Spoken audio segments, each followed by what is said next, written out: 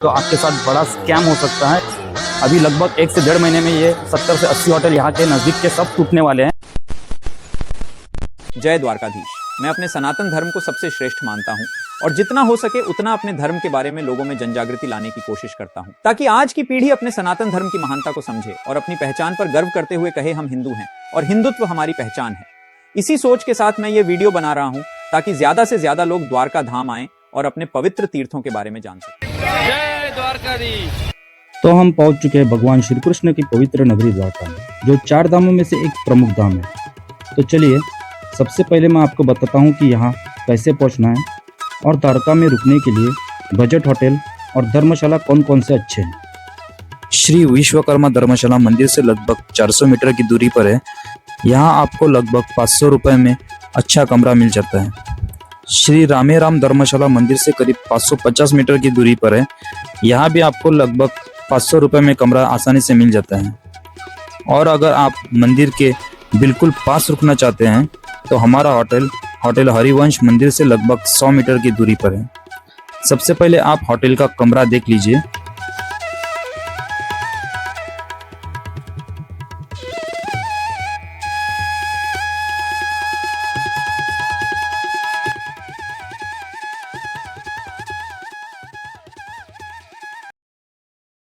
जब भी आप द्वारका आए तो सबसे पहले गोमती नदी में स्नान करना चाहिए।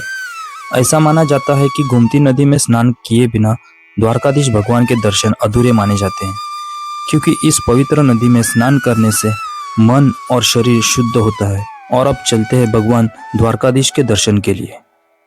अगर आप द्वारकाधीश मंदिर में दर्शन करने जा रहे हैं तो एक बात का ध्यान रखें कि मंदिर के अंदर मोबाइल या कोई भी इलेक्ट्रॉनिक सामान ले जाना मना है।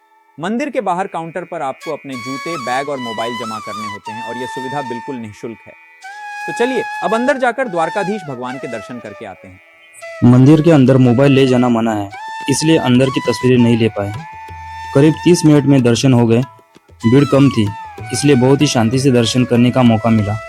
हम कुछ देर तक भगवान के सामने खड़े रहे और बिल्कुल भी धक्का मुक्की नहीं हुई। अगले दिन हम द्वारका के बाकी दर्शनीय स्थल देखने के लिए निकल पड़े। तो अब हम पहुंच गए हैं नागेश्वर ज्योतिर्लिंग, जो भगवान शिव के 12 ज्योतिर्लिंग में से एक है। कि यही वो पवित्र स्थान है जिसे शिव पुराण में दारू का वन कहा गया है और यहाँ का ज्योतिर्लिंग स्वयंभू माना जाता है। कहा जाता है कि नागेश्वर ज्योतिर्लिंग के दर्शन करने से भय, बाधा और नकारात्मक शक्तियों से रक्षा होती है। इसलिए द्वारका आने वाले ज्यादातर भक्त यहाँ दर्शन करने जरूर आते हैं। नागेश्वर ज्योतिर्लिंग के दर्शन के बाद हम आगे बढ़े गोपी तालाब की ओर। यह जगह बहुत ही पवित्र मानी जाती है और कहा जाता है कि इसका संबंध भगवान श्री कृष्ण और गोपियों की कथा से जुड़ा हुआ है। इसके बाद हम सुदर्शन सेतु से बेट द्वारका की ओर चल पड़े। मान्यता है कि यही वह पवित्र स्थान है जहां भगवान श्री कृष्ण का निवास था और यहीं सुदामा जी अपने जीवन के सबसे कठिन समय में भगवान से मिलने आए थे। कहा जाता है कि अपने कर्मों के कारण सुदामा जी को बहुत गरीबी सहनी पड़ी, लेकिन जैसे ही उनके चरण भगवान श्री कृष्ण के द्वार पर पड़े, उनका पूरा जीवन बदल गया। इसी श्रद्धा से लोग मानते हैं कि बेट द्वारका के दर्शन करने से पापों का बोझ हल्का होता है और भगवान की कृपा प्राप्त होती है। इसीलिए द्वारका आने वाला हर श्रद्धालु यहाँ दर्शन जरूर करता है। बेट द्वारका से लौटते समय रास्ते में शिवराजपुर बीच पड़ता है, तो अगर आपके पास समय हो तो यहाँ जरूर रुकें। शिवराजपुर बीच द्वारका का सबसे साफ और सुंदर बीच माना जाता है और इसे ब्लू फ्लैग बीच का दर्जा मिला हुआ है, जो बहुत कम बीच को मिलता है। पानी बिल्कुल साफ, माहौल शांत और जगह बहुत ही शानदार है, इसलिए द्वारका आने वाले लोग यहाँ जरूर घूमने आते हैं। हमने भी यहाँ थोड़ा समय बिताया और फिर आगे निकल पड़े। इसके बाद हम पहुंचे रुक्मिणी माता मंदिर। मान्यता है कि रुक्मिणी माता के दर्शन किए बिना द्वारका यात्रा अधूरी मानी जाती है। कथा के अनुसार दुर्वासा ऋषि के श्राप के कारण रुक्मिणी माता का मंदिर द्वारका से अलग स्थान पर बना हुआ है, इसलिए यहाँ दर्शन करने भक्त जरूर आते हैं। इसके बाद हम गए बड़केश्वर महादेव मंदिर।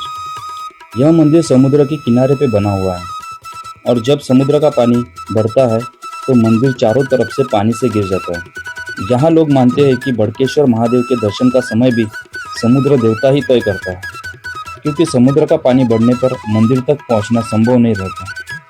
इसके बाद हम चल पड़े सुदामा सेतु की ओर, लेकिन अभी सुदामा सेतु ब्रिज का काम चल रहा इसलिए वो बंद था। लेकिन हमारे अंदर भी दूसरी ओर जाने का जुनून, तो हम पैदल ही गोमती नदी से चलते हुए दूसरी तरफ पहुंच गए। कहा जाता है कि वहाँ 5 पांडवों ने 5 कुंड बनाए थे और सबसे हैरानी की बात यह है कि समुद्र के इतने पास होने के बावजूद ये कुंड में आज भी पीने योग्य मीठा पानी मिलता है। इसके बाद हम अपने होटल पहुंचे, वहाँ थोड़ा आराम किया और फ्रेश होकर निकल पड़े अपने अगले पड़ाव सोमनाथ ज्योतिर्लिंग के लिए। तो अभी हम सोमनाथ मंदिर पहुंच चुके हैं। अगर आप सोमनाथ पहली बार आ रहे हो तो ऑनलाइन बुकिंग करने से पहले ये बात ध्यान में रखना, तो आपके साथ भी स्कैम हो सकता है। यहाँ पे 70 से 80 होटल टूटने वाले हैं, तो ऑनलाइन बुकिंग करने से पहले ये चीज़ का ध्यान बहुत रखना। तो हम पहुंच चुके हैं सोमनाथ ज्योतिर्लिंग, जो भगवान शिव के 12 ज्योतिर्लिंगों में पहला ज्योतिर्लिंग माना जाता है और हिंदू धर्म की आस्था का बहुत ही पवित्र स्थान है। सोमनाथ मंदिर का इतिहास बहुत ही अद्भुत माना जाता है। कहा जाता है कि इस मंदिर को कई बार तोड़ा गया। कुछ मान्यताओं के अनुसार इसे 17 बार तक लूटा गया, लेकिन हर बार यह मंदिर फिर से बनकर खड़ा हो गया। 1026 ईस्वी में महमूद गजनवी ने इस मंदिर पर हमला किया था, लेकिन श्रद्धालुओं की आस्था कभी नहीं टूटी। पौराणिक कथा के अनुसार चंद्रदेव को श्राप मिलने के बाद उन्होंने यहीं भगवान शिव की तपस्या की थी। इसी कारण इस ज्योतिर्लिंग का नाम पड़ा सोमनाथ।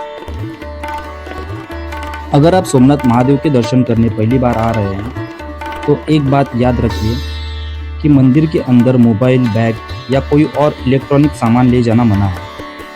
मंदिर के बाहर काउंटर की सुविधा है, जहां आप अपना सामान फ्री में जमा कर सकते हैं।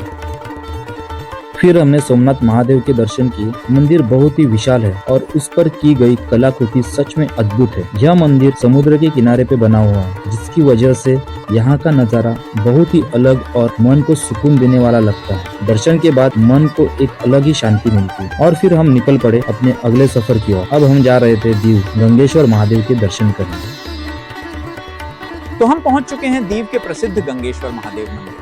हिंदू पुराणों के अनुसार पांडवों ने अपने वनवास के समय इस स्थान पर भगवान शिव की आराधना की थी और यहाँ 5 शिवलिंग स्थापित किए थे। कहा जाता है कि ये शिवलिंग लगभग 5000 वर्ष पुराने माने जाते हैं। इस मंदिर की सबसे खास बात यह है कि ये 5 शिवलिंग किसी गर्भगृह में नहीं, बल्कि समुद्र के बिल्कुल किनारे स्थित हैं। जब समुद्र की लहरें उठती हैं तो वे खुद आकर इन शिवलिंगों का जलाभिषेक करती हैं, मानो स्वयं प्रकृति महादेव की पूजा कर रही है। कहा जाता है कि यह स्थान बहुत ही जागृत और चमत्कारी है। इसी श्रद्धा और विश्वास के साथ दूर दूर से भक्त यहाँ गंगेश्वर महादेव के दर्शन करने आते हैं। दीव से वापस आते समय हमने आयनस खुपरी मेमोरियल देखा।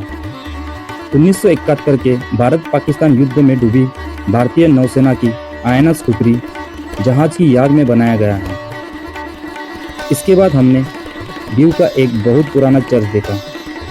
फिर हम गए नायडा गुफा देखने, लेकिन वह बंद थी, इसलिए हमें अंदर जाने का मौका नहीं मिला। इसके बाद लगभग 90 किलोमीटर का सफर करके हम वापस सोमनाथ पहुंचे। सोमनाथ में एक बहुत पुराना मंदिर है। कहा जाता है कि सन 1703 में पुराने सोमनाथ मंदिर के नष्ट होने के बाद सन 1783 में महारानी अहिल्याबाई होलकर ने यह मंदिर फिर से बनवाया था। तभी से इस स्थान पर पूजा की परंपरा फिर से शुरू हुई और इसीलिए इस मंदिर को बहुत ही पवित्र और ऐतिहासिक माना जाता है। उसके बाद हम गए बाणगंगा। कहा जाता है भगवान श्री कृष्ण की प्यास बुझाने के लिए अर्जुन ने यही बाण मारकर जल प्रकट किया था। इसी कारण इस स्थान को बाणगंगा कहा जाता है। यहाँ समुद्र के किनारे शिवलिंग भी स्थित है, जहाँ लहरें आकर स्वयं उनका जलाभिषेक करती है। इसके बाद हम पहुंचे बालका तीर्थ, जहाँ मान्यता है कि भगवान श्री कृष्ण एक पेड़ के नीचे विश्राम कर रहे थे। तभी शिकारी जरा ने उनके चरणों को हिरण समझकर बाण चलाया था। फिर हम पहुंचे गीता मंदिर, जो इसी प्रभास क्षेत्र में स्थित है और माना जाता है कि भगवान श्री कृष्ण ने अपनी पृथ्वी लीला समाप्त करने से पहले इसी क्षेत्र में समय बिताया था। इसी प्रभास क्षेत्र में त्रिवेणी संगम भी है, जहां हिरण, कपिला और सरस्वती इन 3 नदियों का संगम होता है। इसी वजह से इस स्थान को त्रिवेणी संगम कहा जाता है। इसी कारण यह पूरा क्षेत्र बहुत ही पवित्र माना जाता है। उसके बाद हम गए बलदेव जी की गुफा देखने। कहा जाता है कि भगवान श्री कृष्ण के बड़े भाई भगवान बलराम जी इसी स्थान पर ध्यान में बैठे थे। यहीं पर उन्होंने अपने शरीर का त्याग किया था। इस कारण यह जगह बहुत ही पवित्र मानी जाती है। इसके बाद हम गए लक्ष्मी नारायण मंदिर। यह मंदिर भगवान विष्णु और माता लक्ष्मी को समर्पित है और यहाँ का माहौल बहुत ही शांत और पवित्र लगता है। और आखिर में हम राम मंदिर पहुँचे, लेकिन वहाँ पहुँचते पहुँचते रात हो चुकी थी। हमने भगवान के दर्शन किए। मंदिर में बहुत ही शांति थी और दिन भर की यात्रा के बाद यहाँ आकर मन को बहुत ही सुकून मिला। इसी के साथ आज का दिन यही समाप्त हुआ। तो चलिए अब आते हैं मुख्य विषय पर, यात्रा और बजट। अगर सही तरीके से देखा जाए तो द्वारका जाने के लिए सबसे आसान और सस्ता रास्ता ट्रेन का ही है। आपको अपने किसी भी नज़दीकी रेलवे स्टेशन से द्वारका के लिए सीधी ट्रेन मिल जाती है। अब बात करते हैं इस पूरी यात्रा के बजट के बारे में। यह पूरा बजट प्रति व्यक्ति के हिसाब से है। अगर आप स्लीपर क्लास से द्वारका जाते हैं तो ट्रेन का किराया लगभग 600 रुपये, द्वारका से वेरावल जाने के लिए 270 रुपये। वेरावल इसलिए क्योंकि फिलहाल अभी सोमनाथ रेलवे स्टेशन का काम चालू है, तो वहाँ पे डायरेक्टली ट्रेन नहीं जा रही है, तो आपको वेरावल उतर के वहाँ से ऑटो पकड़ के जाना होगा और आपको वापस जाने के लिए 500 रुपये लग जाते हैं। ये हो गया ट्रेन का खर्चा। उसके बाद द्वारका में धर्मशाला लगभग 600 रुपये में मिल जाती है। आपको 2 दिन के लिए लगेगा तो 1200 रुपये पकड़ के चलो। चाय और नाश्ता का 60 रुपये, दोपहर का भोजन 150 से 200 रुपये, अनलिमिटेड थाली मिल जाती है। चाय और बिस्कुट शाम को 30 रुपये और रात का खाना लगभग 200 रुपये में हो जाता है। घूमने के लिए शेयरिंग में लगभग 300 रुपये लगते हैं। दूसरे दिन भी आपको सेम ही खर्चा होने वाला है। अब बात करते हैं सोमनाथ की। सोमनाथ में मंदिर ट्रस्ट की धर्मशाला मिल जाती है, जहाँ लगभग 700 रुपये में कमरा मिल जाता है। दोपहर का भोजन 200 रुपये, वैसे ही वहाँ पे भी अनलिमिटेड थाली ही रहती है। रात का खाना 250 रुपये और ऑटो में घूमने का लगभग 100 रुपये लगता है। इस तरह से पूरे द्वारका सोमनाथ यात्रा लगभग 5000 रुपये के आसपास हो जाती है। अगर आप एसी कोच में सफ़र करते हैं, अच्छे होटल में रुकते हैं और घूमने के लिए कार लेते हैं, साथ ही खाने में अनलिमिटेड थाली की जगह होटल में अलग अलग खाना ऑर्डर करते हैं, तो यही यात्रा लगभग 8 से 9 हज़ार रुपये प्रति व्यक्ति तक पहुंच जाती है। हमने इस यात्रा में इसी तरह से ट्रैवल किया था, इसलिए दोनों बजट का अंदाज़ आपको बता दिया। अगर आप भी चाहते हैं कि हमारे सनातन धर्म और हमारे पवित्र तीर्थ स्थानों की सही जानकारी ज्यादा से ज्यादा लोगों तक पहुंचे, तो वीडियो को लाइक करें, शेयर करें और चैनल को सब्सक्राइब करके हमें सपोर्ट जरूर करें।